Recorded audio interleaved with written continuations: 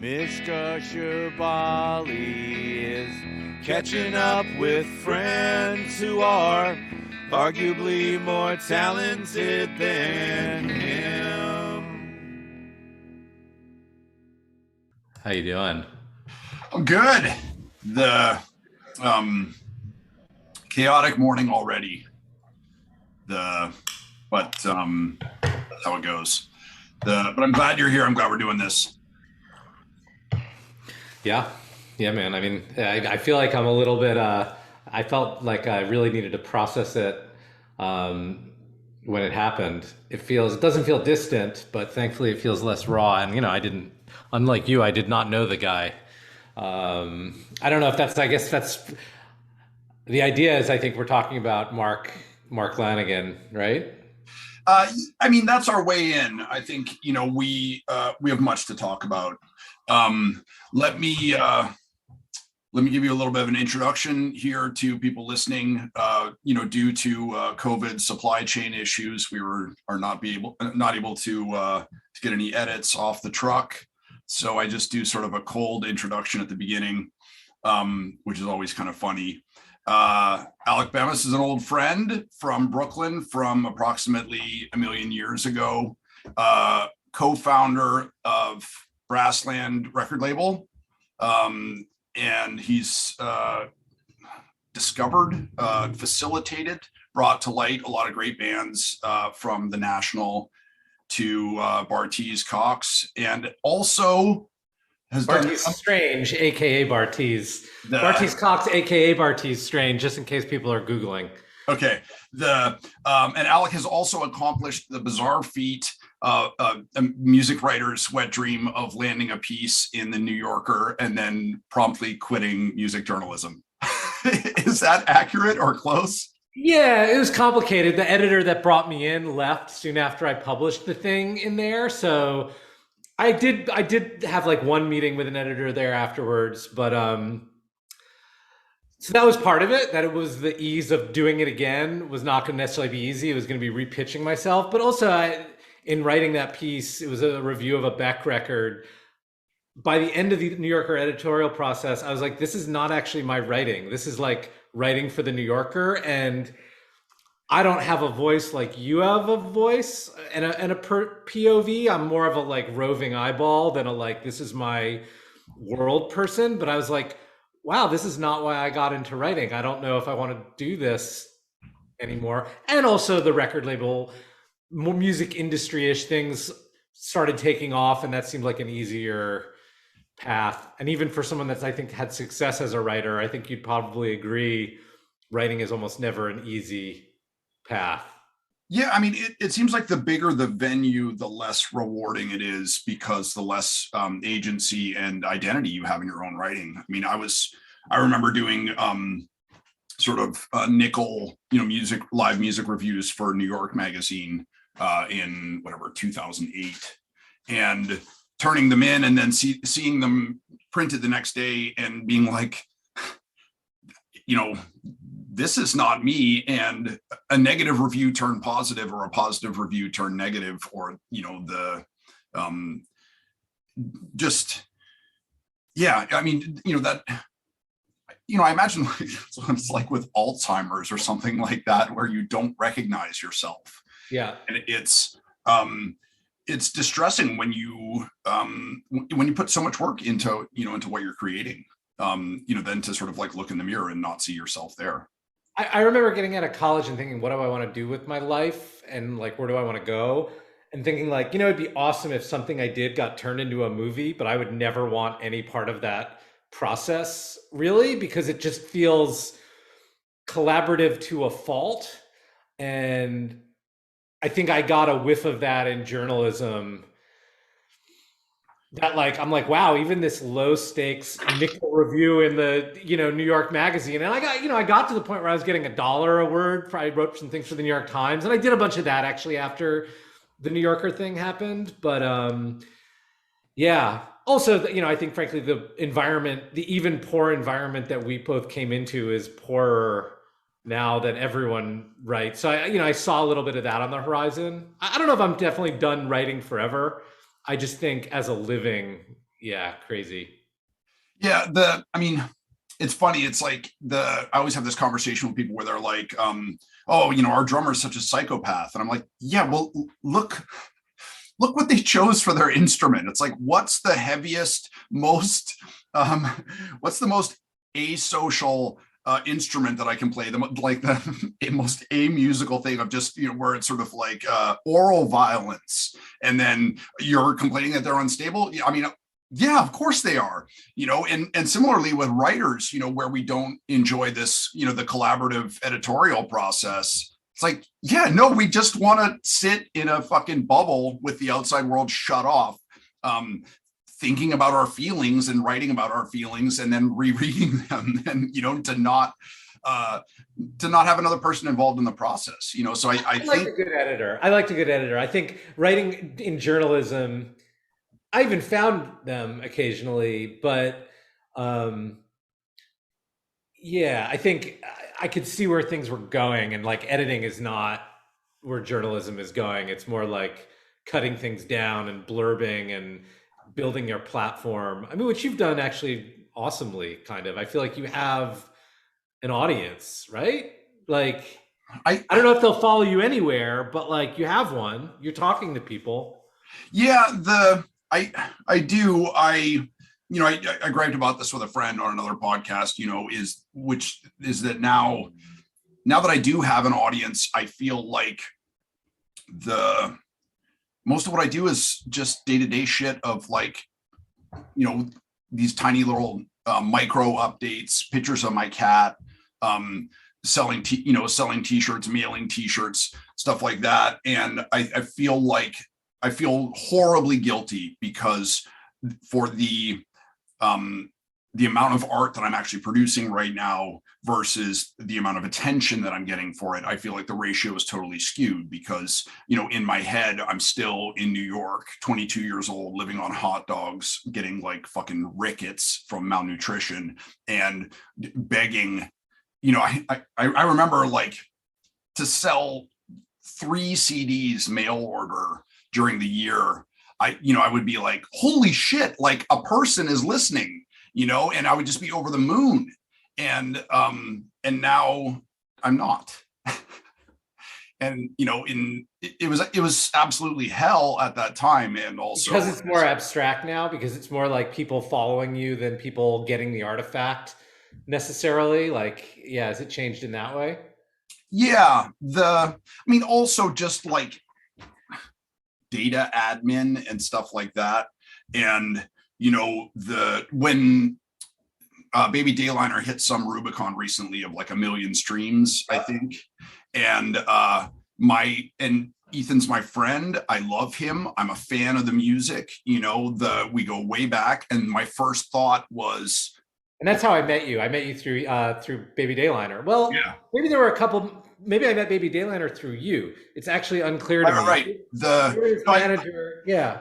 I think I met the National first, and then that's how I met you, and then and that's how that's how you met. Yeah. What about the 1 million streams? Like, what's your thought on that? Well, I saw the 1 million streams. Ethan's my friend. I love the music. I did what I could to sort of like, help him on his way with his career.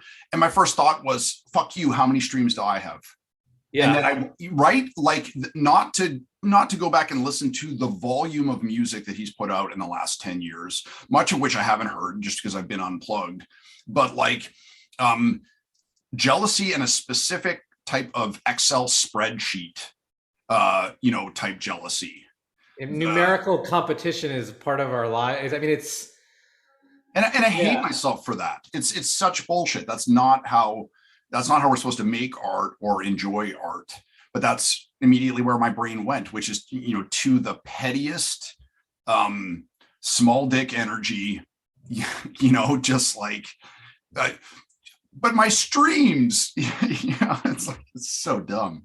I mean, yeah, all I can point to is the fact that I keep doing it, and I have had multiple things that have streamed millions of times, like that I've put out. I've been part of successful things, but if I actually, the thing about being like the institution, rather than the artist, is not everything's going to go well in that way, and you have to fight sort of smaller battles. I think that's one of the reasons I stopped, or I pulled myself back from writing. I could see that my ego was going to be on the line with things constantly, and that didn't feel healthy for me. Do you have other? I actually have a question, Yeah. because I follow your social feeds. Like anyone follows anyone. Like, if your dog poops and a lot of people click on it, I'm more likely to see it than if it's like, I published a book today, and people are like, oh, I already knew that. I'm not going to click like on that. So it's algorithmically derived. But do you also have like a sideline, or just like a sanity provider of like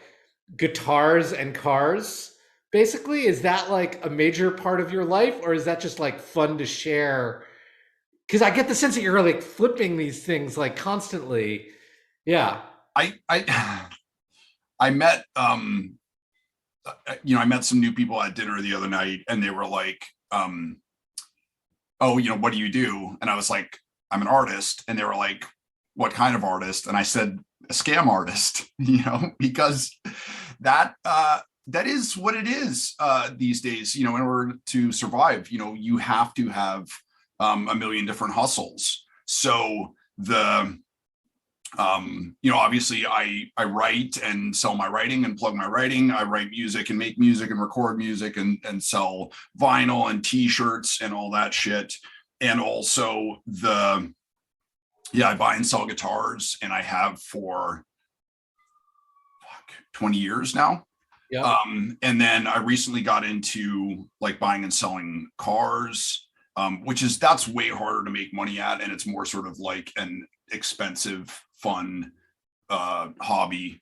And also, I don't know, man, what are you selling? How can I make a buck here and stay out of the living death? The car thing seems more intense, because I don't imagine you have enough room where you can keep many of them at any given time. Like, part of that must be like whatever Zen of motorcycle maintenance kind of thing. Like, do you actually get in there and do it? And like, yeah, I have a couple of great friends who who have sort of given me help and instruction, and pointed out to me that 60s and 70s cars are not incredibly complicated. And they're like, not to shit on working people, but your mechanic is not particularly intelligent guy. He just knows this goes there and that goes there and this goes there, that kind of thing, and fucking figure it out, basically, which is what we've and that is a skill that I've had my whole life, of just figuring it out. So I made a lot of mistakes. Guitars don't typically catch on fire when you do something wrong. I did blow up a truck last year. That was terrifying. And who knows how many like near misses I've had, but it's fun as shit. And maybe this is our way into the conversation about Lanegan. There's so much like masculine validation when you have an old car that doesn't start, and you try this and that doesn't work, and you try this and that doesn't work, and then you try the third thing and the fucking thing starts. Yeah. I had this old Chevy that ran great but didn't drive, and then I figured it out. And that first drive around the block going 10 miles an hour was like so thrilling. It was incredible. Yep. And also, to be in your mid 40s and to be learning a new thing and figuring a thing out, that's exciting. I mean, I'm asking as someone, I'm jealous. I'm someone of few hobbies, I would say, like almost none, to a kind of problematic degree, because I had to hustle so hard to make the thing that I do like work at all. But yeah. One of the things I appreciate you is that you work with a level of neurosis I've only ever seen in sober addicts without being a sober addict. So it's like you got that like I must work until I die thing without having to go through the trench of vomit, necessary to be an alcoholic. I mean, one of our commonalities, dude, is I've not had an addiction problem or a substance problem. And my father, he was found like dead on a train platform when I was 9 years old, and did have some substance problems. I never really knew him, so it's this sort of indirect connection to like the recovery thing, which I think, there's masculinity in Lanegan. He's the kind of guy like I'll play around my house and I'm like, oh yeah, my wife's gonna not enjoy this. Like, or maybe she'll enjoy it a little bit more. She literally will talk about like, I don't like the singers that go, and I'm like, yeah, technically he does that, but like so does, Leonard Cohen, and like Leonard Cohen will slip in. Women will enjoy the music of Leonard Cohen, generally speaking. So there's exceptions, and I feel like Lanegans on the line. But one of my forms of connection to him is like this, someone with like severe alcoholism and substance abuse in my family line, that it's like this way of like touching it through him and his music and his world in an indirect way. Like, I'm not big into the recovery world because if it's talking too much about the thing itself and bottoming out, I don't understand that. But if it's talking about the psychology of someone that's just like, like there's this granular torture of the day to day. Yeah. I kind of get it, like, and it's interesting to hear someone floating in that reality, because I think I do, again, I don't know enough about recovery culture to know if I'm using the word dry drunk correctly, but like that, there is part of that, I think, in my DNA. Is that a common thing? Like in recovery culture, like people talk about like there's this neurosis, this obsessiveness, and I need to find some place to put it. Like, yeah, I mean, I've a lot of sober addicts I've met are sort of move through their lives in a pretty frantic way of wake up and do spin class or running or lifting weights or whatever, and then the podcast or the job, and and then this, and then woodworking, and then gardening, and I mean, I think part of it is that substitutive activities, basically, or like, yeah, I mean, in order to become an alcoholic or an addict, you jettison everything from your life that you can get out of your life and replace it with drugs or alcohol, So when I finally stopped drinking, I was like, well, what the fuck do I do? Like my day is now like 6 to 8 hours longer, and I have no idea how to fill that space. And that space is horrifying. That is the abyss, of like what to do with yourself. The act of like physically quitting drinking is really not that hard. The trick is finding something to put in its place.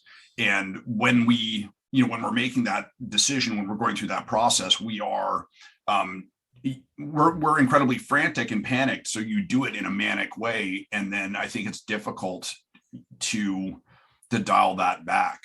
So I have nothing but respect for you for arriving at that level of mania. Well, I think it was just, I think I basically like understand why people drink. I think it's like it helps fade that drive. I always wonder if like the drive comes after drinking, because, and again, someone that's never really had a intense drinking thing, but I've always had to count drinks. Like I literally, like, I drink, but I count. And it's like part because I have this like horror show warning signs of what happens if I don't. And I wonder if the drinking comes because people are so frantic that this is what blurs out life and allows them to do less, or if the doing all this stuff is filling the space that would normally be filled with drinking. Or are there two different types? I mean, it's like, it's really curious, man. I mean, my cousin is a singer. His name's Max Bemis. He has a project called Say Anything. And in the early 2000s, he was like one of the poster boys for the emo revival, like Open for Dashboard Confessional. He was like, I know this band. Yeah. Yeah. He's like the harder edged version of Bright Eyes, like this very deep self-examining songs. And, he's had multiple, this is my cousin, like our fathers were brothers, and he's had multiple, slide off the tracks moments. But when he comes back, I mean, he does this insane thing called the Song Shop, because he has a lot of obsessive fans. He kind of like you has this following that just like they're focused on him, and like he'll do this thing where he will take commissions for like $100 a pop and write people their own song and do like 200 of them, Wow. And I'm just like, wow, that's like. And I think about him a lot. We don't talk that much, but we do talk. And like, I'm like, yeah, I have that kind of energy, basically. Like mine's filled with doing weird admin or accounting or too many different things, or juggling 6 record projects that I'm going to put out in a year. Also running the legal affairs, quote unquote, such that it is for my company. Like, but I'm like, yeah, I get that energy, man. I get that energy. So I'll throw this out there, totally off the top of my head, but there's a great podcast, which I'll try and find a link to, about a guy who was studying the difference between the brains of psychopaths and the brains of people who aren't psychopaths. And so he did MRIs of a bunch of convicted killers and stuff, and then he didn't have enough MRIs for the control group, so he did MRIs of himself and his family. And then as he was going through the stacks, he was like, well, I mean, this obviously somebody put this in the wrong pile. This one in the control group is clearly the brain of a psychopath. And so he put it in it, and then he looked at it and it was his brain. And what he discovered was that he was indeed a sociopath or a psychopath, or and he had shown all the signs of waiting 10 years to get revenge on someone, or like just closing the door and shutting people out of his life entirely. But that he had this magical childhood where his entire childhood, he felt loved and supported by both of his parents, and, was sort of like deeply engaged in the world. So he went on to become a very successful neurosurgeon, but maintained these psychopathic tendencies. So I am hereby now diagnosing you as a doctor of podcasting. I am diagnosing you as a pre-alcoholic, an abstaining alcoholic, an unalcoholic. That maybe you got all that stuff that alcoholics and addicts have, but because of the horrific loss of your father and the sort of resounding lessons from that, you never went into the red like the rest of us did. Yeah. I mean, that's just like I mean, there is a whole thing. There's like an Al-Anon, like adult children of alcoholics. I'm getting the abbreviation wrong, but I've touched on that stuff. But I'm not good at the whole video podcasting thing. Scares me. I'm gonna go get a face light. I don't have a ring light. It looks like you just have Arizona sun on you. Oh, that's not any better. Yeah. It was good though. I enjoyed you sitting in the darkness too, because I feel like you're embracing your Richard Dreyfuss in Jaws. The hat does it. It's your toque though, right? Because you're in Canada now. I'm actually back in Brooklyn. We came back in the fall, so yeah, we did a bunch of pandemic time in Toronto, where people are saner. You're a Canadian too, correct? Yep. Starting in late 2015, I became hella Canadian. What does that even mean? What does that mean? But when Trump got elected, I was fucking Canadian as hell, man. You started bringing it up more. Yes, exactly. Let's. I mean, should we talk some Lanegans? Let's dive. We've talked a little bit about this in texts and emails and conversations and stuff, but I'm really curious to know, because I feel like you were like I was a late adopter, and you were an even later. You were my gateway in, in multiple fashions. You were my gateway in, and honestly, I'm like, if I can, be some kind of gateway out of helping you process like what it's meant to you, like that would be. I feel like it was a real gift. I mean, basically, like beginning of the pandemic, like March. I think I had tracked when the book sold, and you were kind of connected to it when they announced the book, and I was like, go on, Mishka, like another angle on the sort of writing and the literary life. And then I got it in like April 2020, I think.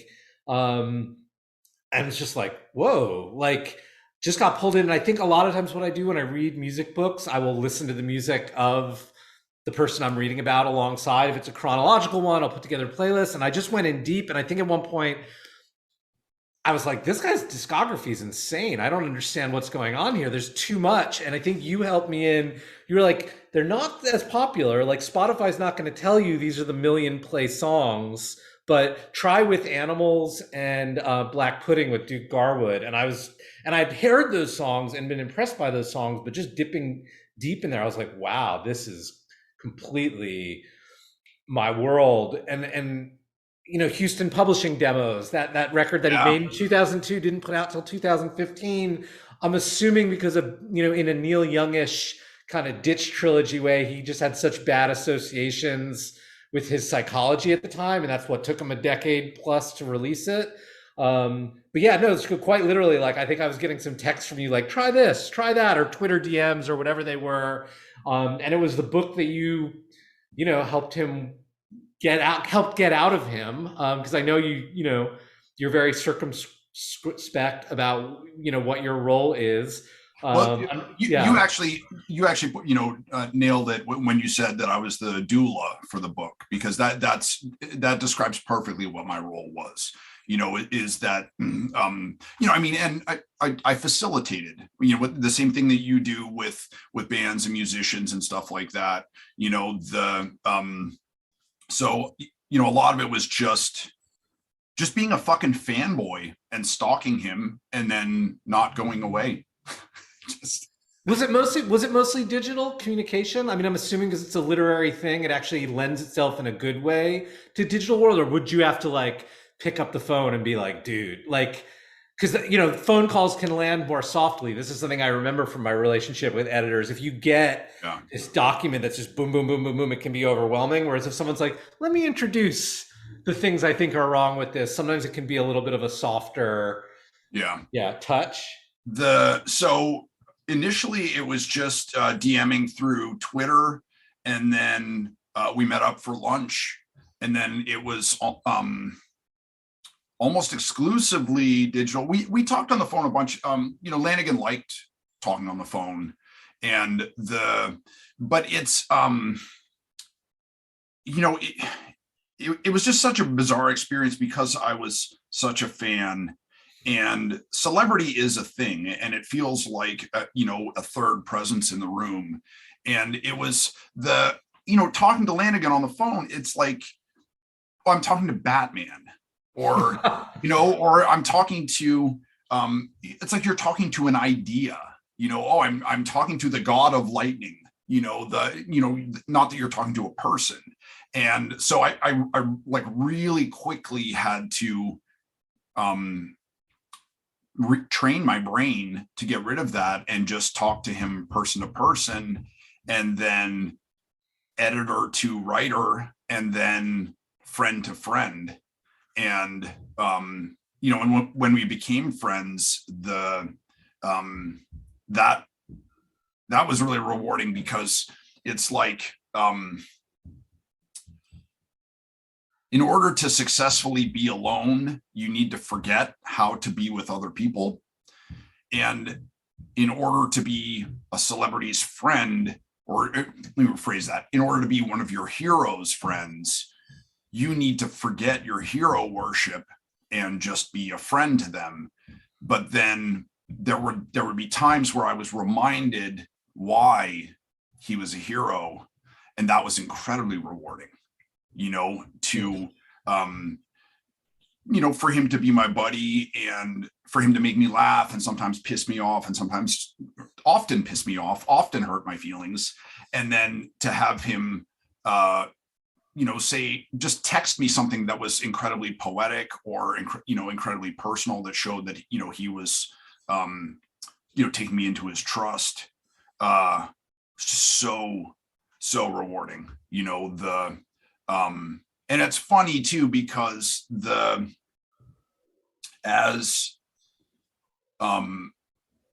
of the things I will say in praise of social media is that I feel like it, in the same way that it's created this horrific echo chamber for conservative politics, it's also exposed a lot of us to, more progressive politics, and, sort of more refinements there. And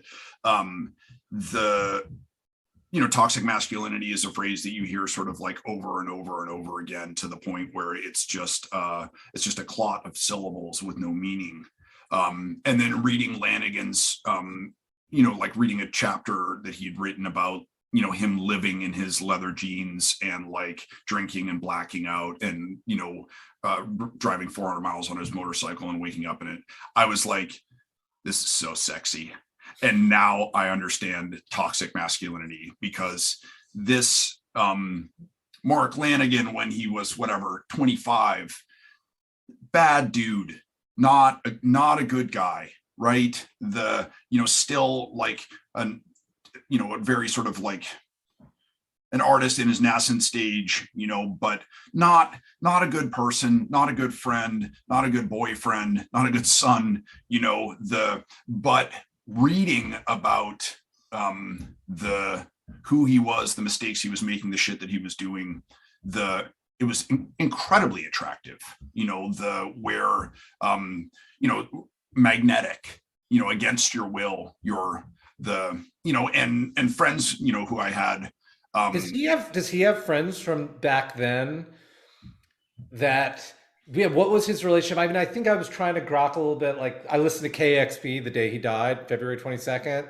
And they had, I think, I think one of the drummers, the original drummer for the Screaming Trees on there, who sounded like he still had fond feelings. Almost maybe it was before Lanegan was like really in like the heroin, like, the darker, like fuck everybody kind of drug part of things. Like, did you get a sense of his network of relationships and friendships? I mean, my sense is his world was largely constructed with like the Queens of the Stone Age, even if he had relapses, I think as late as like the 2010s or something like that, like that he essentially had found a community of people that had really toxic, hard, and come through it kind of people, like the badass LA musicians that I would be when I lived in LA, that I would be like, there was this A&R person named Laurel Stearns that worked for Capitol, tatted up all of her arms, like super cool. And like, she'd invite me to things and I'd be like,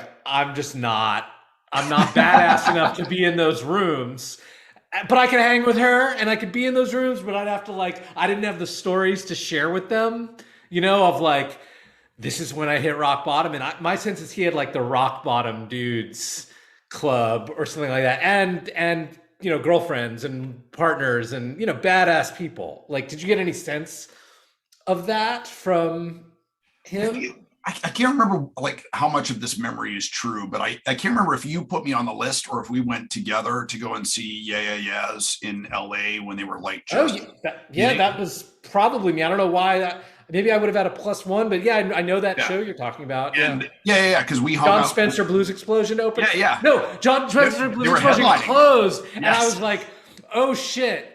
The era is changing because many more people care about the Yeah than John Spencer right here. And we were in the line for the guest list with of course I blank on every band name, with fucking Zach De La Rocha from Rage Against the Machine, and the stoner Melvins, the dude from the Melvins. Okay, yeah. And then it was sort of like you and I, and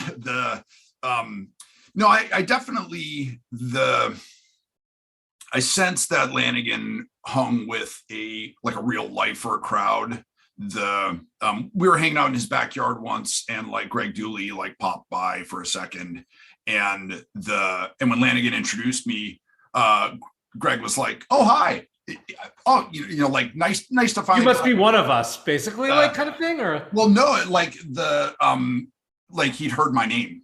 And that was so, oh God, that was so gratifying. It's like it made me feel really cool.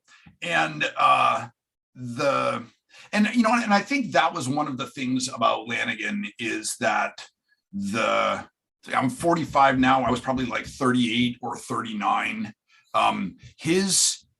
He had so much gravitas, such like just alpha male shit, that at 40, to get a thumbs up from him was still titillating for me, Yeah.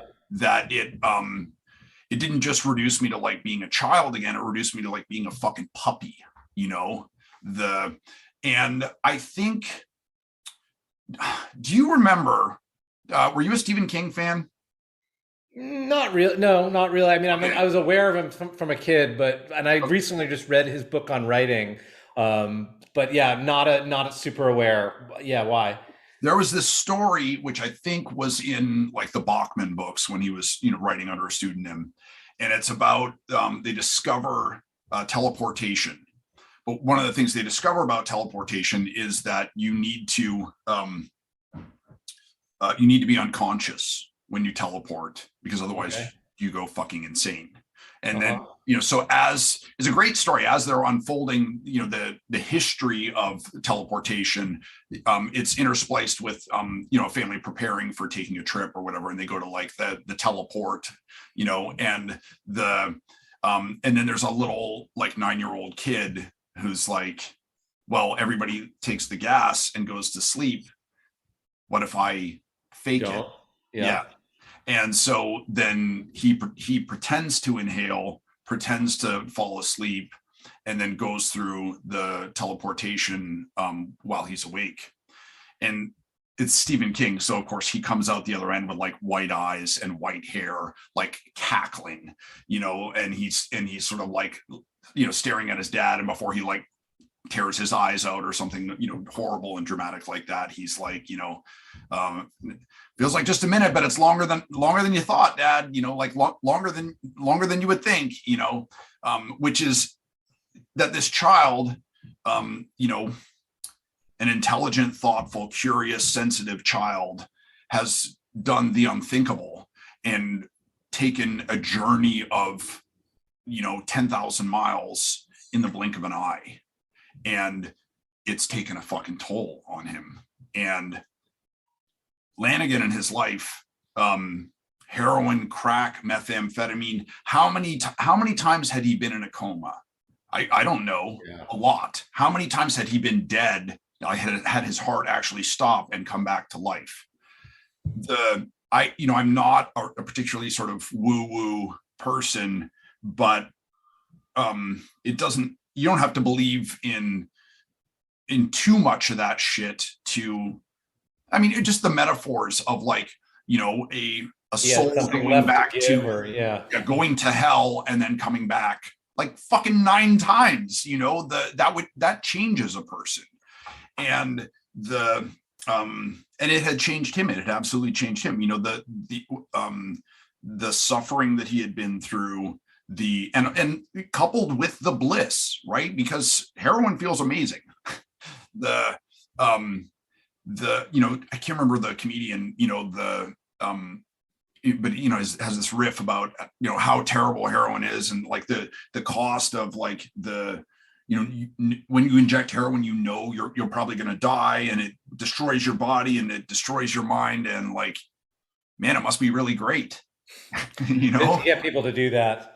I mean, my sense is he was also, the sheer amount of work there is so completely insane, that there was also somewhat of a isolation, like an almost writerly like knocking it out. And some of the vocals that he would do on things were workmanlike. Like I could definitely get a sense it was work at times. I mean, it always had magic to it, but it wasn't always like, this is the thing I need to do next. It was like, this is work. I am going to do work. Like, I mean, literally, if you just look at guest appearances and vaguely uncredited guest appearances from the past 5 years, I mean, it's dozens and dozens and dozens. And moving to Ireland, I imagine there was a certain bit of embracing isolation to go there, or just like, I'm just going to have my microphone set up and I'm going to go. I think it's very odd, like thinking about what his time was like is really weird. Like, because he was a pandemic discovery, there was never even the possibility of like, oh, I will get to see this person perform. I will get to be part of this. I will get to commune with this. And that's one weird thing about the loss, especially coming at this time where things are starting to open up. It's like this very visceral, like, I will not get a chance to see that. And this is like one of the things that I was hoping that I would get to see, possibly look at. I was like, I've looked a little bit on Songkick, this website that like aggregates every tour date someone's ever done. I think it's partly fan powered and connects to a lot of promoters, and just like seeing like, oh wow, he was in New York in this year in 2018, and I could have gone to that. Like, yeah, it's very So I never saw him perform either. Interesting. And when did you connect with him? Was it like 2019? It was 2018. It was pretty like what the year turn is it time. now? 2022. From when he started writing the books to when they published, like those were fairly rapid turn times. No. Yeah. So this is a weird thing. I actually had I had enough like presence of mind to when I switched phones 6 or 8 months ago, I bought a program to download all my old messages with Lanegan. So I have every message we ever exchanged from the last 6 years, I think. And that's fucking wild. The first, let's see, let me see if I can find what was the first one. First one was October 17th, 2017. And that was after we had lunch. So we'd already been in touch for a year or two by that point. But man, like, you know, this is the first page of texts, right? I said, oh, I'm about to pick up, he was sick. And I said, I'm about to pick up my rental car near LAX. Are you dead yet? And he said, last time I looked, no. And I said, well, hang on then. Want me to stop and grab anything on my way over? Food, beverages, euthanasia? And he said, euthanasia. And I said, soon, but not yet. You know, I mean, and so to like go back and look at, you know, our communication, it's, the man walks right back into the room, you know, and that's one of the things I really struggled with losing him, is that you know, there is the pain and the grief and the loss and like lots of conflicted feelings, but also the space he took up in my head, in my life, you know, that, you know, with him leaving the room, you're like, holy fucking shit, that is a big hole. That is a huge absence. You know, what I would offer us to console us, for never having seen him perform, is I would argue that listening to Mark Lanegan is sort of like pornography.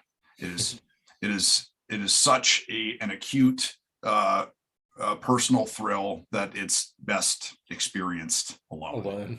Well, I get the sense he was also he was a bit shy, like on some level, right? Like he was like this very magnetic performer, but you know, when you read about him, it's like the death stare and sitting there and grabbing the microphone. Like he was not, he came up in this era of showmen, like all those Seattle guys, one way or the other, whether it was, you know, Kurt Cobain was not like doing acrobatics, but he was very much conscious of like, I'm wearing this t-shirt and repping for this thing in this photo shoot. Whereas Lanegan was more like, I don't want to say demon or, you know, but like, you know, he was like a golem or something, you know, like, so that implies some kind of shyness to him. It's like all the greats wanted to work with him, you know, like, and greats, like people that I have frankly less respect for than I do for him as a musician, but like, you know, I didn't know about Mad Season and that like he's all over that record with Lane Staley or Stanley, I can't remember how you say his last name. Yep. From Alice in Chains. Like all these kind of people wanted him around, but he was not that. You know, it was something sort of weirder and darker and more internal, but he could sort of go toe to toe with them or add something to their thing. Yeah, it's interesting. I don't think that he was shy. I think he was recalcitrant. Maybe he was shy when he was younger. He was a very sort of earnest and sincere person, you know, but one of the things that makes it so tricky to sort of grieve him is trying to pin him down because he was shy and he was also totally fearless. And he was, you know, an incredibly thoughtful and gentle soul. And he was a prick. And one of the things, you know, that's you know, you would fucking hate me for saying this, but it's true. And we need to take an accurate, honest measure of his life and his work. And one of the things that's so hard with Lanegan is that sometimes music was his calling, you know, that he was, when he put the microphone up to his mouth, he was in conversation with God or with his God. Yeah, there's like an effortlessness.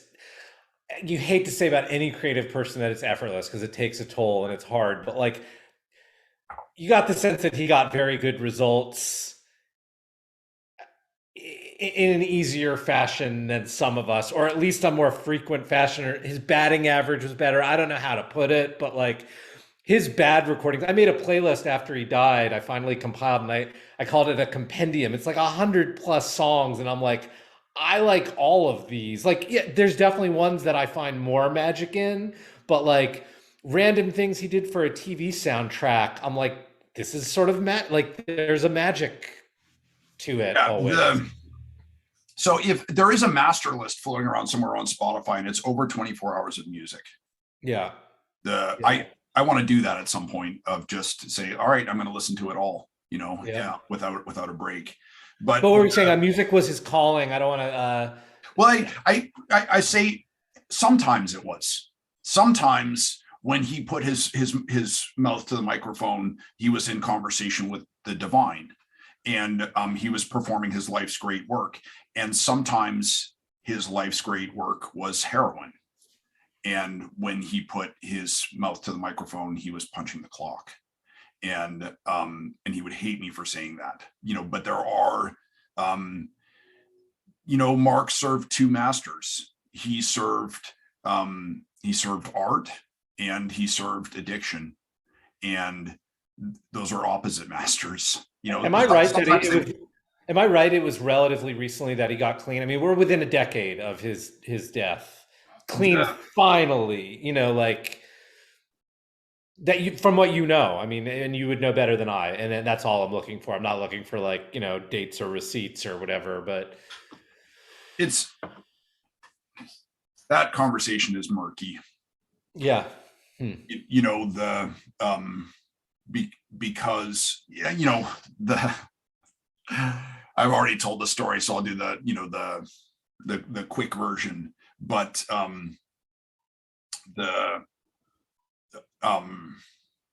you know, he told a story about being in rehab, Courtney Love putting him in rehab and him just having this, like, you know, shattering epiphany and falling to his knees and God speaking to him directly and every cell in his body being charged. And I was like, Mark, that's fucking incredible. So like, so that was it? You just got sober? And he was like, oh, no. That was before like the meth and the crack. I got kicked out of that program 13 times. Finally, they banned me for life, you know, but I had the epiphany. That's when I made up my mind, you know, and it did, you know, it did change him. Absolutely. You know, but it's, you know, I think with addiction, sometimes it's like a massive old sailing vessel turning around, you know, at some point, the captain will make a decision. We're turning this ship around, and then then the captain's mind is made up, but it takes forever for that big rickety old boat to actually come around. Yeah. You know?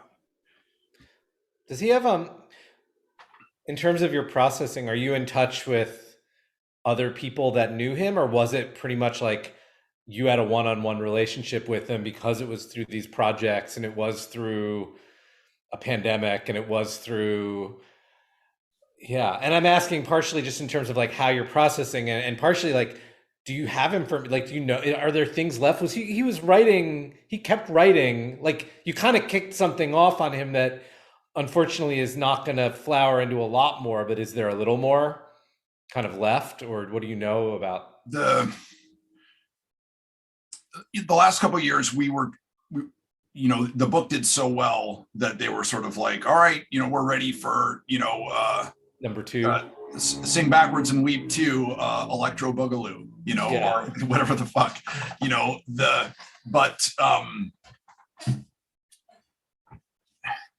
he was determined not to write like the second part, and he was determined not to write another memoir. And he and I fought a lot about what the next direction would be.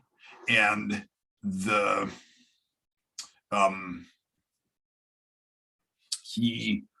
we sort of pitched like a fictionalized memoir. The working title was like Mark Lanegan is Dead. And so it was going to be sort of like a dream a little bit in the way that making it fiction would allow him to tell stories that he wouldn't be able to tell otherwise.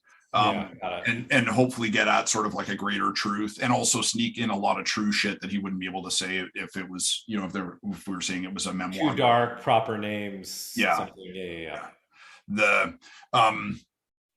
And then we had interest from publishers, and then we had a big fight and a falling out and fucking name calling and stuff. I do have a couple of apology emails from him that I'm going to get somebody to fucking cross stitch and hang up on my wall, because when you've been an addict for like 30 or 40 years, you know how to write the shit out of a fucking apology. Like he really like fucked me up and hurt my feelings sometimes, but then he would come to account, or he would sort of understand. Yeah. I called him a diva cunt once, and for which I feel rotten. And also that saved our relationship in that moment. Mm-hmm. Lanegan was a hard man, and there's stuff he understood and stuff he didn't understand. And, sometimes the only way in order for me to communicate to him was through brutality, or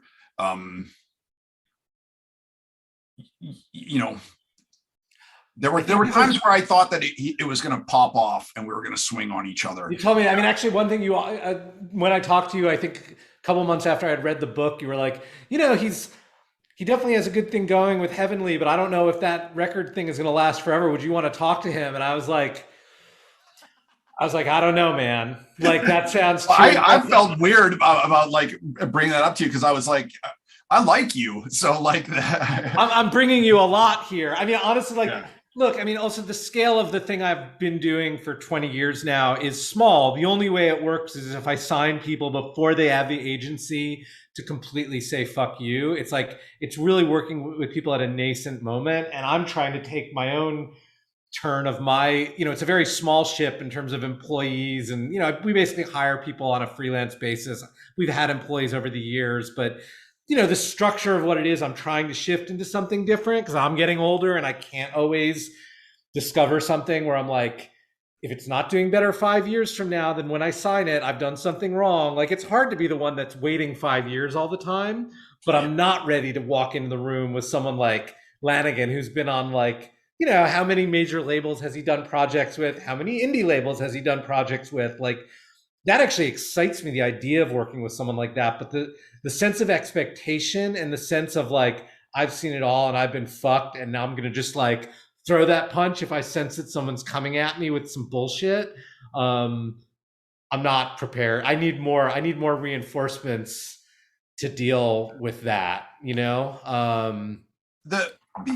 People love to shit on artists because we're all crazy, but Luisa Diaz, who's brilliant, I got to get her on the podcast. She said something about getting her feelings hurt one day, and then realizing that in order to be a performer, you have to get your feelings hurt every fucking day.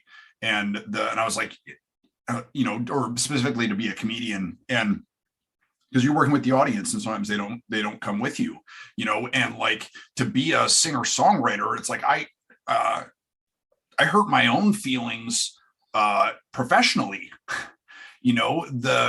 and somebody like Lanegan, who has been an incredibly intimate artist at every level for such a long time. You think about the psychic wars that he's endured, not just with his addiction and relationships and sort of coming to terms with his upbringing, but also just the thing of, I've created something. I created this song, I created this album, I created this work that I love, that this is my child. Like, I esteem this more than anything else in the world. And then to talk to somebody at a record label and they're like, oh yeah, you'll get 10% of the sales, like, not as good as your old stuff. But yeah, this has to wait 6 months. I have these other things that are bigger priorities, whether you say it directly or not. Yeah, those are hard conversations. I mean, I think one thing that saved me is I was actually like an actor, like in high school and in college, and I was in improv comedy groups, and then at some point I was like, I just, like, a switch flipped, like sophomore year of college. I'm like, I don't want to do this anymore. And I kind of went towards writing and this sort of back end side of things. And I think it's like, to be a vulnerable person is something very compelling to watch, but you're still that vulnerable person. And like, I think I, have built in some self-protection essentially. And like, when I help supervise people's projects into the world, like, there's still a sensitivity. Like, if something gets shit on, I still feel it, but it's not like, it's a meta feeling, it's like, I presented this thing to you and you didn't care. Not like, I presented this thing and you didn't care, like, and I've been a little self-protective about that. I mean, it takes me like, a half hour, an hour to get the balls to like turn on the screen on the Zoom and talk to you, like, so like, to think about being in a room where, I can't even, Well, I have to be honest, how long have we known each other now? 20 years? Yeah, I mean, give or take, like a year. Yeah, like, probably on the longer side, because I imagine, I think it was when I was first getting to know you. I met you around when your friend Jacob. Yeah. Yeah, I mean, because I knew his partner pretty well. Yeah, I mean, I think that was one of the points of connection. But yeah, so that'd be 2001. One of the things that, I've envied about you, and also that I think has gotten in the way, at times has sort of been an obstacle in our friendship, is seeing you and being friends with you. And you are this incredibly thoughtful and sensitive and sort of engaged person. But also as a writer in New York at that time, and as somebody who was running a record label, there has to be constant hustle, right? You're always, once you learn to network, it's not a skill you can ever turn off. And I would catch myself doing it and be like, go, man, you suck. Fucking, that's the grossest. Just be yourself, and you and I've been involved in sort of like business negotiations and stuff like that. And there were definitely times where I would watch you disengage or see the self-protective thing come up. And it was maddening, because the reason it came up is to make it harder to reach you. And it was maddening for me because then it was harder to reach you. And also I was envious because I didn't have that, and I needed that. I needed to be able to put that screen up, or to just be able to retreat a little bit. So it's, it's one of those things about, sort of like being born sensitive, and also working in a field where you need to be both sensitive and insensitive, being in New York at a certain time, having these ambitions or aspirations, having this specific experience, so we require that armor. I mean, I'm thinking like, the one thing I'm not actually super envious of my more successful friends. And I definitely have them. Like, I actually think part of the trick of success that seems like such a bummer is you kind of have to keep the armor up forever, and the gates get higher and it gets weirder. And I think, as I think of, like, it's an anniversary for the label. It's been about 20 years. Like June 2021 would have been roughly when we started it. The 20-year mark from when we started it. So I probably met you either just before or just after I started the damn thing. And my goals for the next 10 years are, if there have to be barriers, to let other people be running those barricades and like to actually connect more. And I see people that are trapped in just being performers and like somewhat famous performers. Like that's armor they need to put on every day. And I kind of want to like unilaterally disarm. Like that is my goal for the next 20 years of life. I mean, the one other thing that occurs to me, this is a somewhat of a tangent, but like, I still think about Mark Lanegan. Like, I don't think of him as an artist I love, as the person who wrote those songs with the screaming trees. What is it? What's the shit? What was the hit? Nearly Lost You. Nearly Lost You.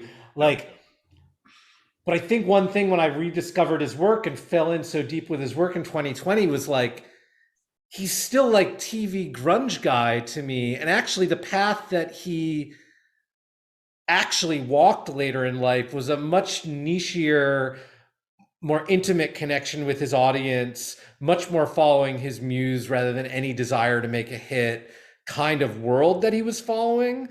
But it's weird thinking like, he's not this 20, 30-year-old making hits anymore. He's chosen to do this other thing. And to think that like, wow, we're now out of the 20s and 30s. Like we're late career creative people. Wow, shit. What's our responsibility to that? Because, to a certain extent, it's like, we are middle-aged, bro. And we're not people that have, like, I don't envy friends that are way more successful. Where somewhat they're doing it because they're chasing their muse, if they're lucky.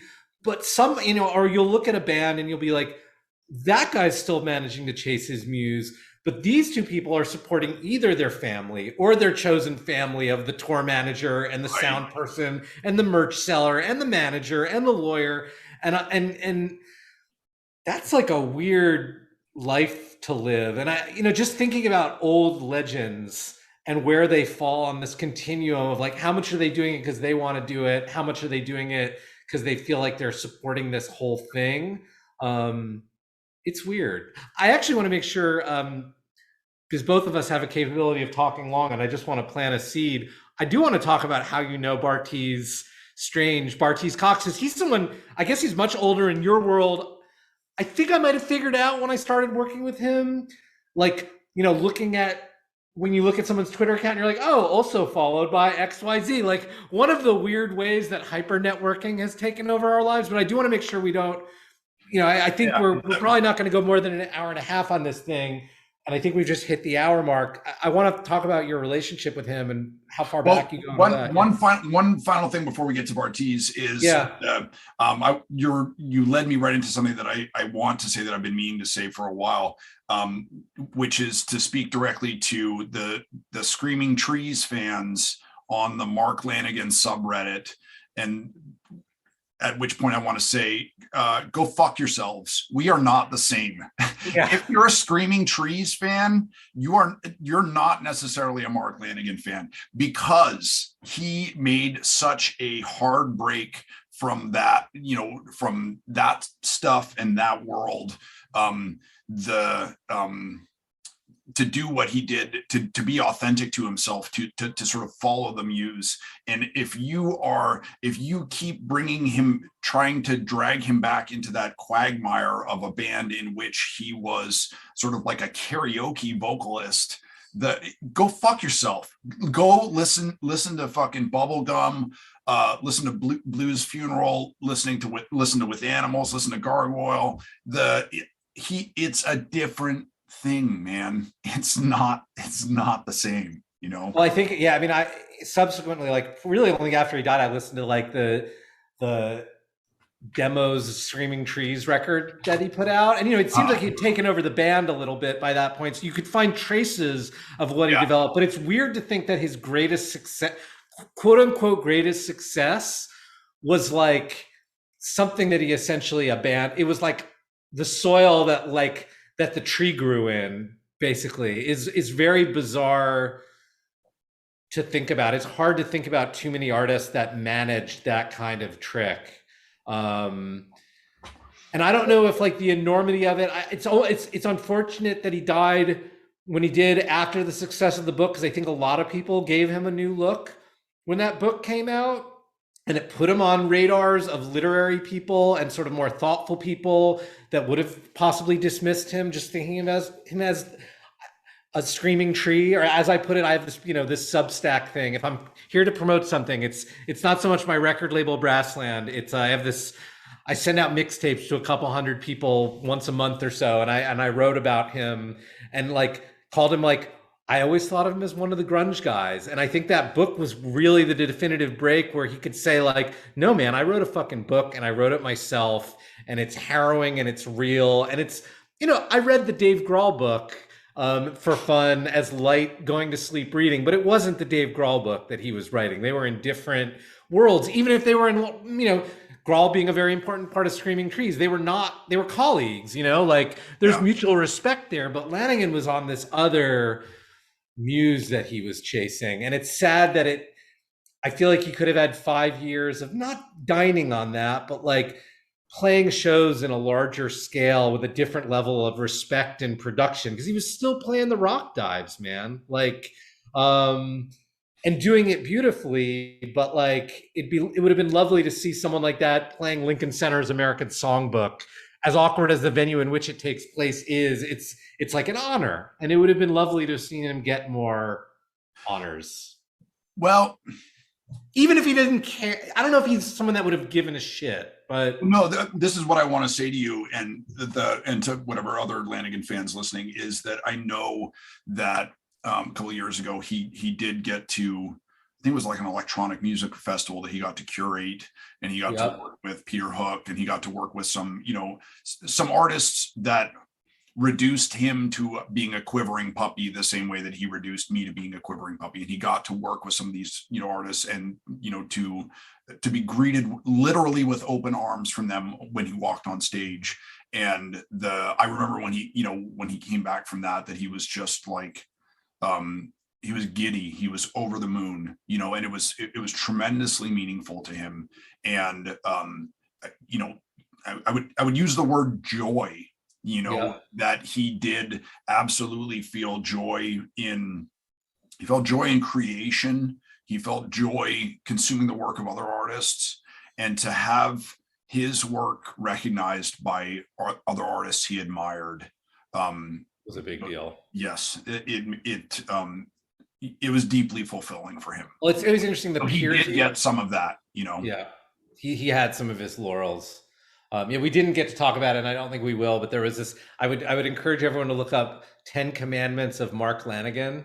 That I think it was in Q magazine. Just the letter. Let's dive into it real quickly. I'm going to have you back in 6 months to talk about the National and Bartees or something like that. And I'm going to message Bartees and try and get him on. But I do need to tell the story of how he and I met and how we became friends. Will you do that now, or do you want to save that for some future moment? I mean, he's only going to be growing the next couple months, so I will hit him. I want to make you tell me a little bit, maybe even if offline, if you're not. But do you want to put it on the nickel version? And I'll retell it because it's a story worth retelling. Is I just met him at Main Drag Music. We just maybe I even knew that somehow. And the Carl Myers for 25 years now has worked his ass off in Brooklyn to make Main Drag Music more than just a commercial venture, but to make it as like a halfway house for broken musicians, for wannabe musicians, for aspiring musicians. When I was still in New York, I could walk in there and strike up a conversation with some random stranger about fucking anything. I could go in there and talk to somebody about sobriety for 3 hours and walk out empty-handed, having bought nothing. And they would be like, "Great to see you, man. Come back." Right? So it's not the Guitar Center. Yeah. Yes. Like it's not like Carl, Carl and his core crew has really they've I mean, if there's any business in Brooklyn, you should be supporting its main drag music, because that's a business that supports musicians, and I mean, I used to see the dudes from the National in there all the time, and Nick Zinner, and I mean, that whole crew, everybody who came out of New York in that time. But I was there one day hanging out, talking to people, looking at guitars. There was this dude there, and we started talking about offset Fender guitars and MIJ stuff. And it was the kind of thing where sort of like a Subway platform conversation where you're like, oh, I read that book.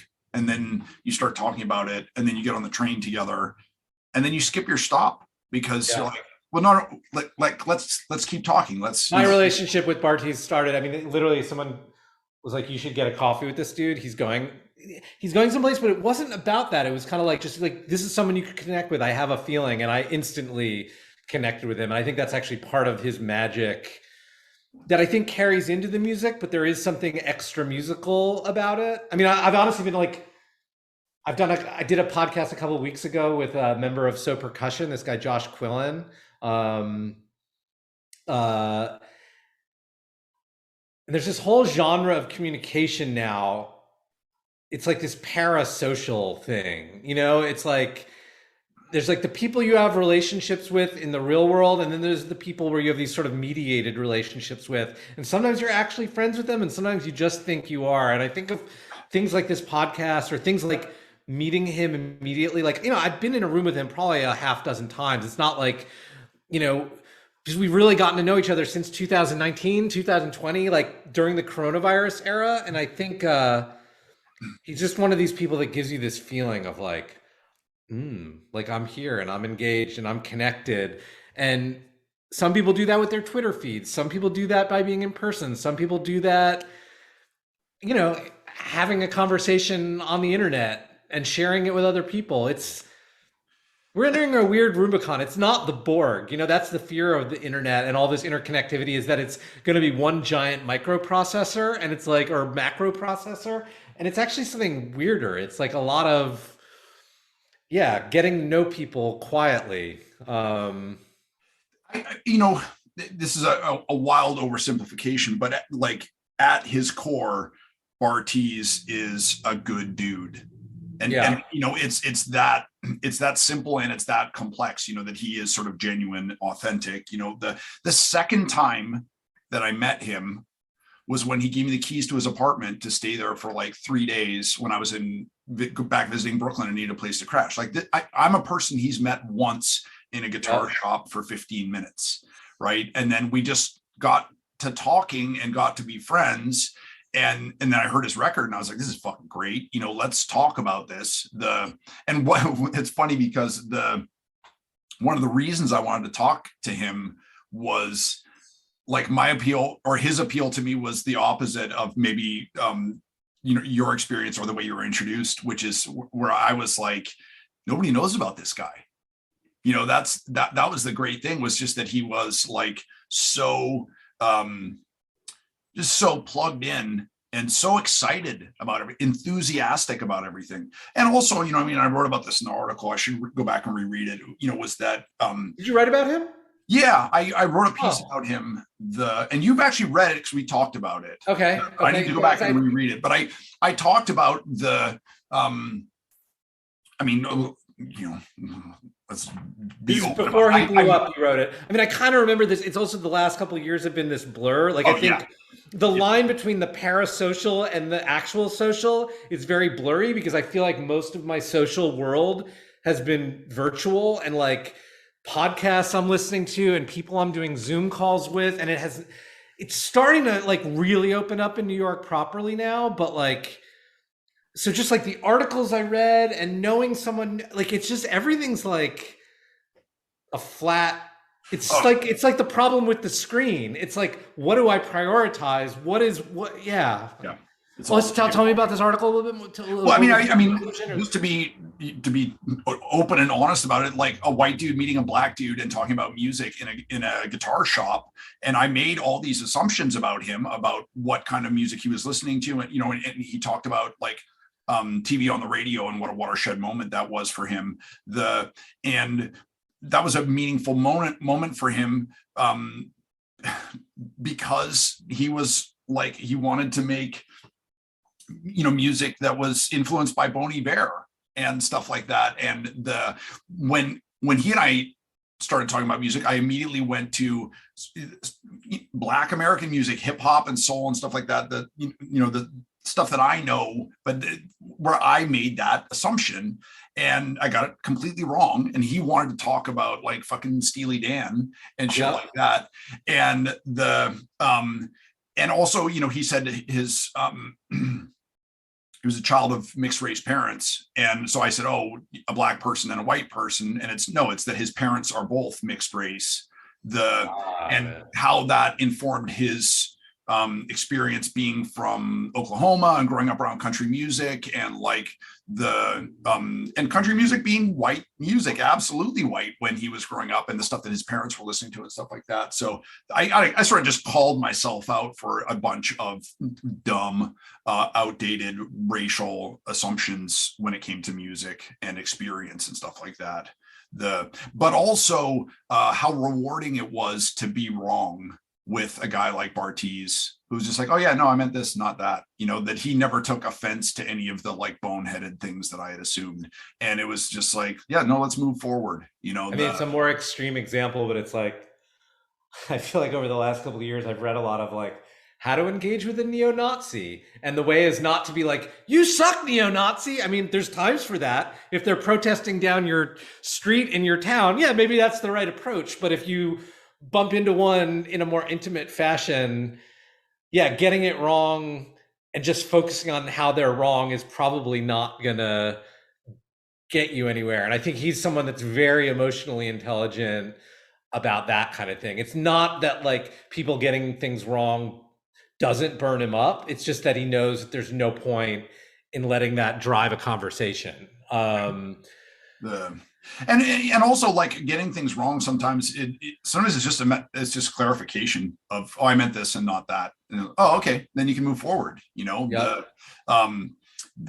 also for him to not call me out on any of that, those dumb assumptions, gave me an opportunity to call myself out and to do sort of some some introspection there. If you want, we could do these Lanegan things at the end. We could. I actually wrote them down on the screen. I have the paper on me right here. Yeah, let's dive into it, man, because I think this will be good and funny.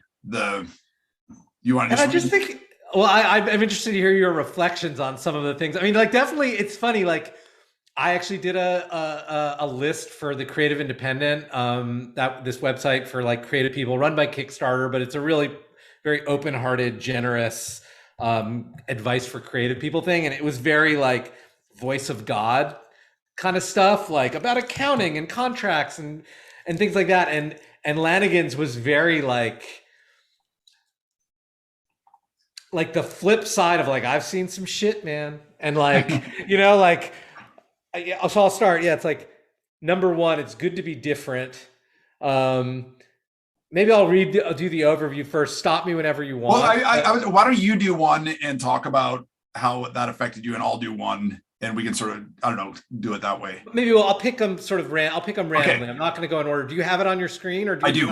Okay, great. I mean, one of the ones that killed me was like own or take care of an animal. It's like someone that's, definitely childless, definitely. The idea of caring and understanding how to care for things for someone that's felt uncared for, that's probably hurt other people, that's probably, seen the worst of human behavior. That one was interesting to me. So many times in his life, I think Lanegan had been a stray dog, and when I adopted my first cat, who was mostly dead when I got her, he sent me a text that was incredibly sweet. He was like, bro, I just got to tell you, like, I'm so happy for you. Real men love cats too. That, and the way that he phrased that is so important, that, what he's saying is it's manly to care about another animal, another person, another being. It's I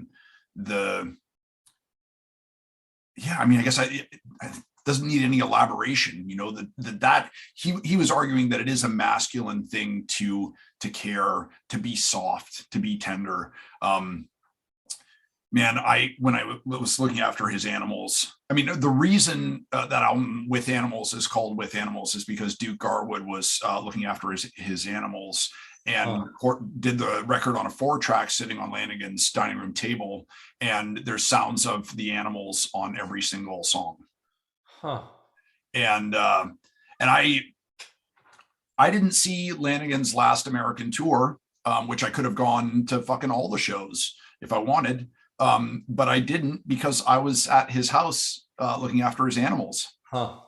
And he had this little Pomeranian named Moshi, who he adored, and that dog was just falling apart. And when Mosh died, Lanegan was heartbroken. And I had sent him a song, and he said, he was like, this is a beautiful song and I love it. And it would bring me to tears if I had not just wept myself dry mourning this dog. Lanegan was, he was a hard ass, but I would challenge anyone who didn't like him or doesn't like him to see him with his animals and not recognize his humanity, Yeah. Do you want to I'm going to do number 9. Get your hands in the dirt. Bullshit, Mark. Bull fucking shit. I call bullshit on you. God damn it. I never saw him gardening or doing anything outdoors or I love him for saying that, and fucking bullshit, dude.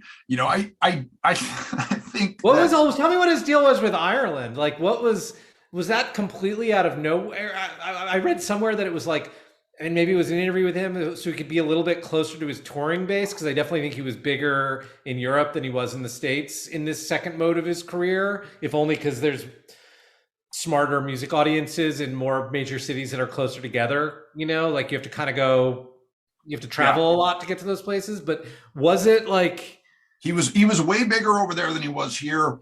They were like, he and Shelley were just done with America after that fucking Trump nightmare, COVID and all that shit. He wanted to be in Portugal. His band was all dudes from Belgium and the Netherlands and stuff like that. So in so many ways it made sense. And then I think Portugal was closed. Got it. And then Donald Logue, the actor who I've met a couple of times, great fucking dude. Yeah. Parasocial. I had no idea who it was, but I think in looking through like mourning Lanegan tweets, I discovered who, and I'm like, oh wow, this is a whole thing, because I don't watch a lot of TV. Yeah. So Donald Logue somehow connected him with Ireland, or they were very close. Well, that's where Lanegan's roots were.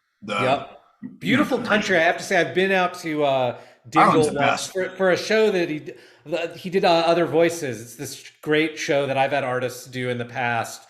On the label, a beautiful west coast of Ireland. Like, you feel like you're on the edge of the world. So I don't know, even if he was not a champion gardener, at least give him a point for ending up someplace where God's gardening was doing a great job. The thing is, reading it and calling him out for that, I totally understand it, because the advice that we give to people is advice that we have for ourselves. Yeah, I think he wanted to have his hands in the dirt more. I always give people advice of like, take 10 minutes every day to meditate. I don't fucking meditate.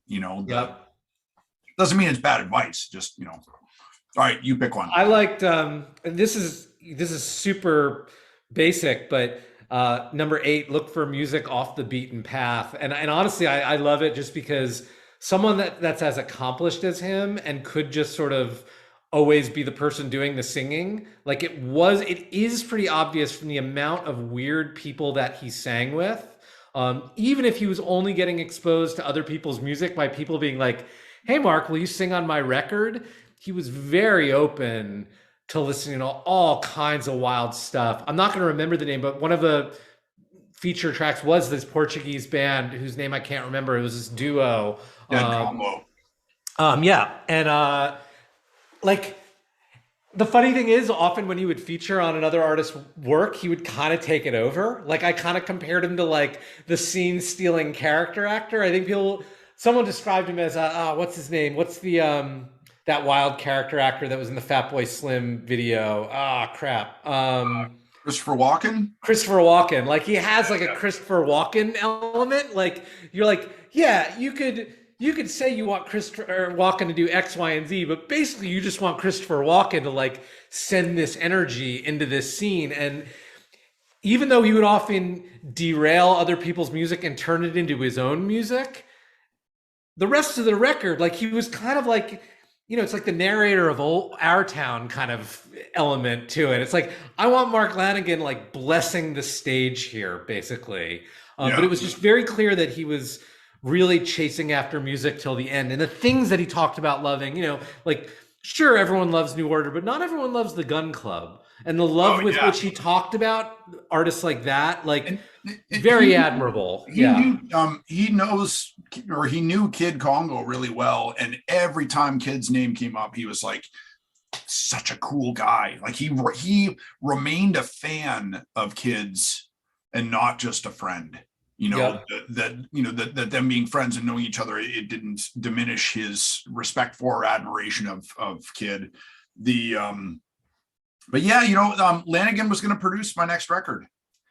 I have my heart for you, man. I mean, just that. Yeah. And that's a colossal disappointment. But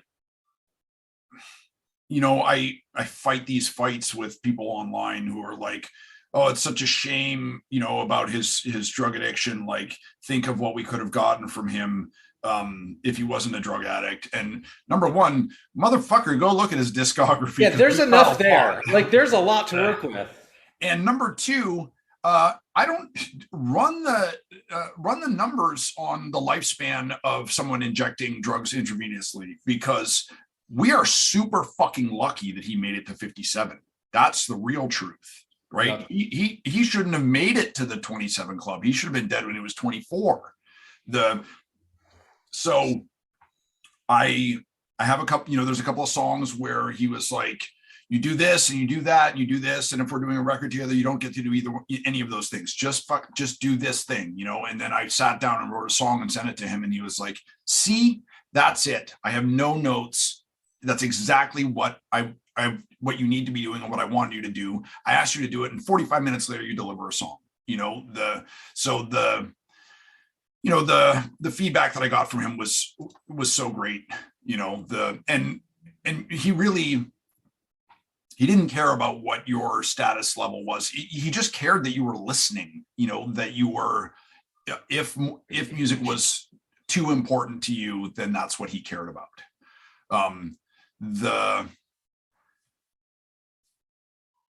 One of the things that's on this list that I think is super important was number 7, have a moment for the less fortunate. Yep. I've bickered with people about the situation with homeless people, because I would see people online like writing, it's like always like a clip of them giving $20 to a homeless person or whatever, all these viral videos and stuff. And so much of that level of sort of public charity comes from a place of privilege, that if you live in the suburbs, homelessness is an idea. You're not confronted with it. Living in Massachusetts, or living in small town Massachusetts, there was a huge, psychiatric hospital, I think the Hudson Hospital, that they just closed in the 70s and just sent all those people out into the street. And so you would have very negative experiences with homeless people who are mentally ill, menacing you or menacing your friends. Also, my experience of living out of my van for a year is that living out of a van, I was just the next tier up from homeless people. So I would often be catch them trying to break into my van, or have them break into my van, steal shit from me and stuff like that.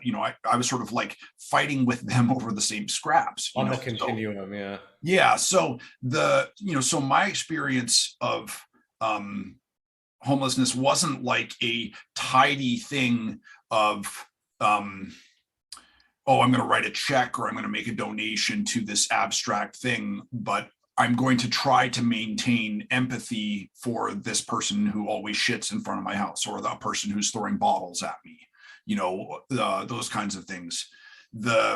And we talked about this a little bit, being sensitive, being an artist, and also like being in New York City, like you learn to put that guard up.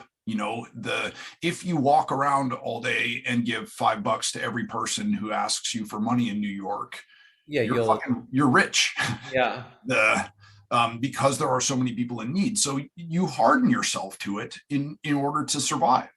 And knowing Lanegan and knowing his experience, that he was one of those dudes. He was one of those dark, menacing, homeless dudes, all methed out, talking to himself. He had dreads down to his waist with fucking cigarettes in them. He was living in the jungle in Seattle. He was a bad guy. Within that bad guy, that menace, was a great artist, and inside that was a thinking, feeling, hoping, dreaming, suffering human being. What my fucking hero. So that really shook me to my core, and it changed me sort of immediately and forever. Not that I was anti-homeless before, but now every single homeless person I see when I'm out running, so you give them your mind lingers on them as a person rather than as a I see nuisance. That could be Lanegan in there, and just I say hi to everybody I come across. We give socks out.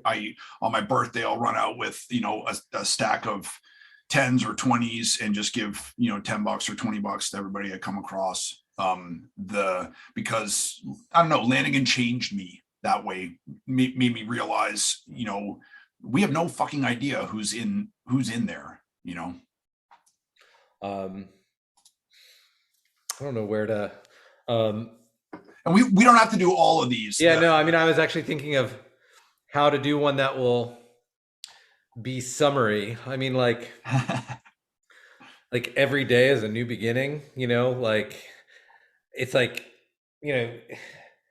I think his ability to take something that's cliche, and if you knew the work in any way, shape, or form, realize like how profound that feeling could be. Because it's like, when you've seen the shit that he'd seen, and when you've done the things that he'd done, and you'd lost the things that he had lost, he's lost, whether it was friends, whether it was how many of his friends were in the 27 club, like the idea to just put one foot in front of the other. And I think in general, like this list, like what I admired about it, if you just ran into it in the abstract, it would not make a great graduation speech. It's not like, the David Foster Wallace, like, I'm a fish and I'm in water. It's like, it's not the metaphor of it. It's the universality of the metaphor. It's like the fact of someone that had such a tough time. And if you knew and loved that work and you ran into this and understood like the hard won insights and how they had managed to come to a sort of productive place, was through these insights in a really practical way, rather than in a like showy, like I want to song and dance you and impress you with my hard-won insights. It was literally like, this is how you do it. Like if you've been through this shit, this is how you wake up and do it every day. You treat it like day one, and that's what I like about every day is a new beginning for him for someone that understands what he had gone through.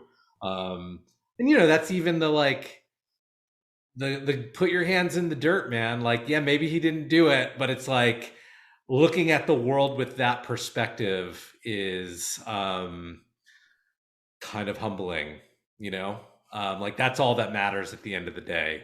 I see higher functioning famous people that I know, and it's like, wow, man, you're playing 3D chess, and you kind of have to wake up every day and play 3D chess, whether it's for fame maintenance or just sanity maintenance of like keeping people away. And like, what I loved about this guy making work, about Lanegan making work, is it was just very rooted in a day-to-day existence, or how he would, how you were saying he would talk to you about a song. It's like, just do it. Just like, and not in a Nike way, just in a like, the next thing you should do is fix this and just get to it. And none of the neurotic, like, throat clearing behavior, just get it done. Yeah. Yeah. When this article dropped, he and I were not getting along, and I had a lot of resentment to him for, so the way that he treated me. So reading a lot of this, I was like, man, go fuck yourself. Like, why don't I get any of this, Mark? Why do I get all the bullshit? And, I think we can objectively agree as writers, as editors, as students of language, that every day is a new beginning is fucking bullshit. It's the worst, lowest, basest form of like inspirational writing.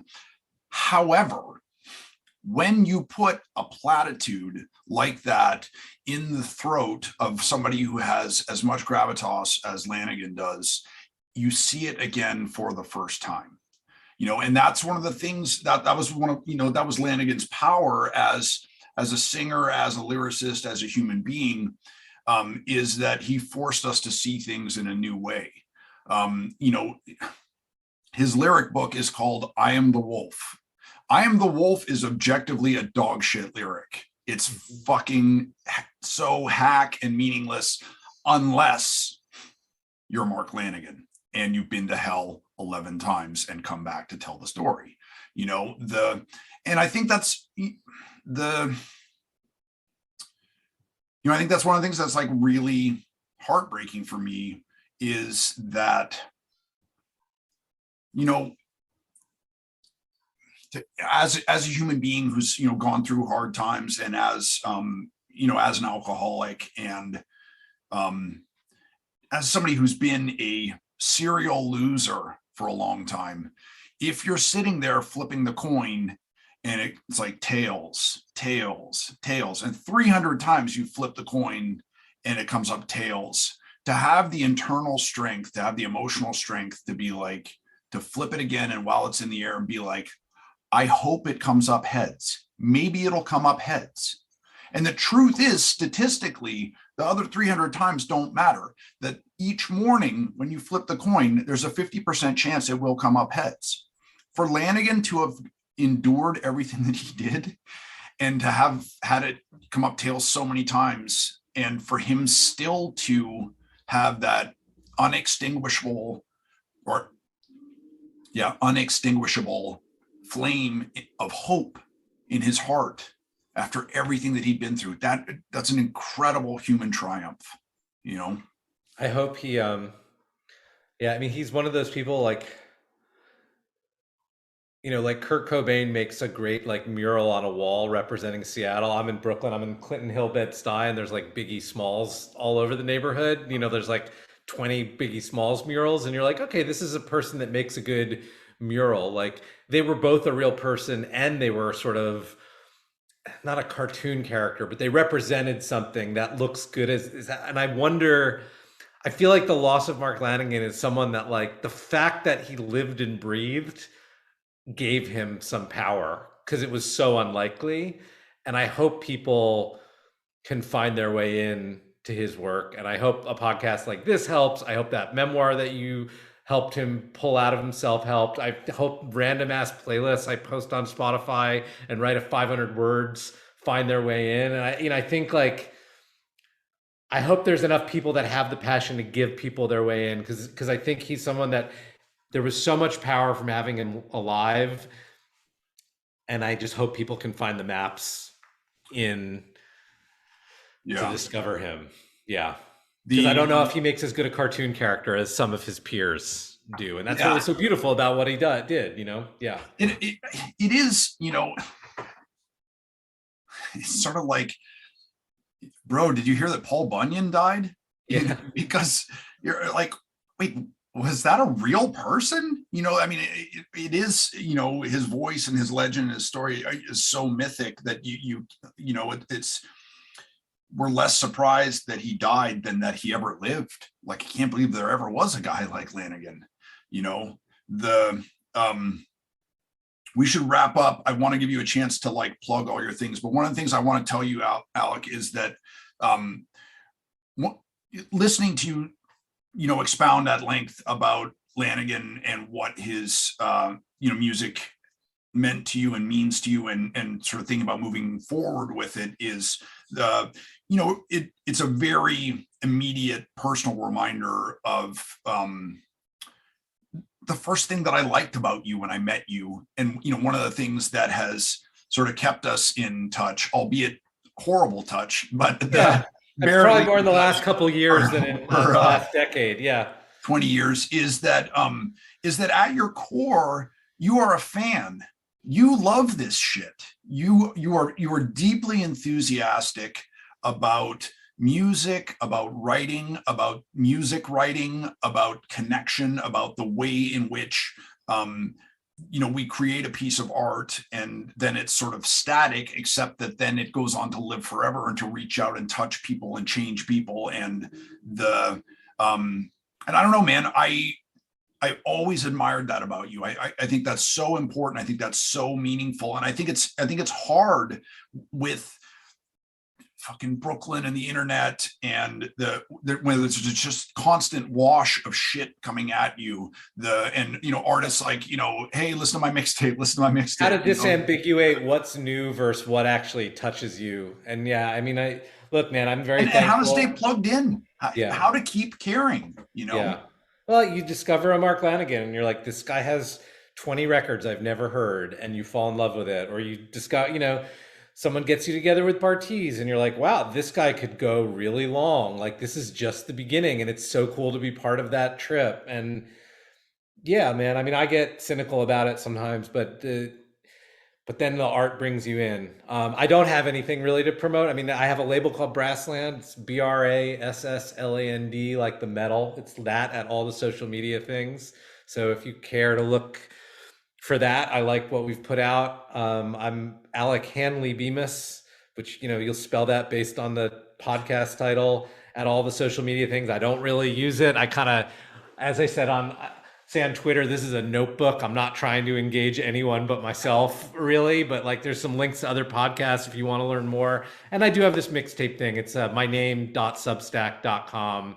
And that's been, honestly, like, it's been, I think, sometime early in the Spotify era, the streaming era. I used to use Rdio as a streaming, and then that went out and I kind of went to Spotify, and just the ability to make playlists and like really keep engaging on the thing itself is very important to me. And it's what keeps me sane. And that Substack, it's not that much about the writing. It's just like, this is what I'm doing to engage myself. And if I can share that with you and you get something, you know, a quarter or a tenth of what I get out of it, that's something for the world. So, and maybe one day I'll do more things under my own name, but who knows, and who cares on some level. But thank you for appreciating the thing that, yeah, I think keeps me going. Yeah. Well, thanks a ton for doing the show, man. And let's keep in closer touch. Thank you. Right. Take care. Bye-bye.